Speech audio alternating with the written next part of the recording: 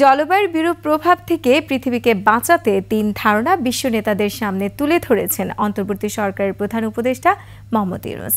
বাকুতে জাতিসংঘের জলবায়ু সম্মেলনে তিনি বলেন, মানব সভ্যতা টিকিয়ে রাখতে হলে গ্রহণ করতে হবে ভিন্ন জীবনধারা। জলবিদ্যুৎ ভাগ করে নিতে দক্ষিণ এশিয়া গ্রিড তৈরির আহ্বানও জানান ডক্টর ইউনূস। আদিত্য মামুনের রিপোর্ট। অন্তর্বর্তী সরকারের প্রধান উপদেষ্টা হিসাবে জলবায়ু বিষয়ক প্রথম কোনো বৈশ্বিক সম্মেলনে যোগ দিলেন ডক্টর মোহাম্মদ ইউনূস। আজারবাইজানের বাকুতে উদ্বোধনী আয়োজনে ৩ মিনিটের ভাষণে প্রধান উপদেষ্টা সমস্যা ও সমাধান দুই তুলে ধরেন। বেঁচে থাকার জন্য পরিবেশ ও মানবজাতির সুরক্ষায় বিশ্ব নেতাদের মনোযোগ আকর্ষণ করে তিনি পাল্টা জীবন সংস্কৃতি গড়ে তোলার পরামর্শ দেন। It will be based on zero waste.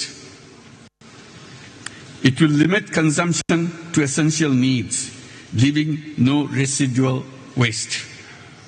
This lifestyle will also be based on zero carbon, no fossil fuel, only renewables.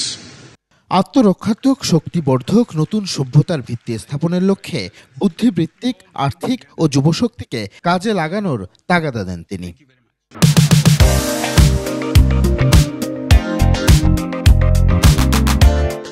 Education of creating job seekers will be replaced by entrepreneurship-focused education. Safety of environment needs a new lifestyle. That lifestyle would not be imposed. It will be a choice.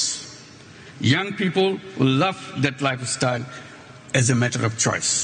জলবায়ু সংকট তীব্রতর হওয়ায় মানব সভ্যতা মারাত্মক ঝুঁকির মধ্যে থাকার পরেও মানুষ আত্মবিধ্বংসী প্রচারণা চালিয়ে যাচ্ছে অভিযোগ করে ডক্টর মোহাম্মদ ইউনূস সামাজিক ব্যবসা ও গুণগত জীবন যাপনের বিকল্প নেই বলে মত দেন।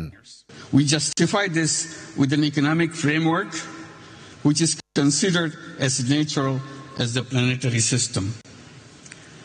That economic framework thrives on limitless consumption. শূন্য বর্জ্য ও শূন্য কার্বনের উপর ভিত্তি করে আগামীর পৃথিবী তরুণরাই গড়বে বলেও আশাবাদ জানান তিনি। I hope you'll join me in this dream. Aditya Mamun, 21 television, Dhaka.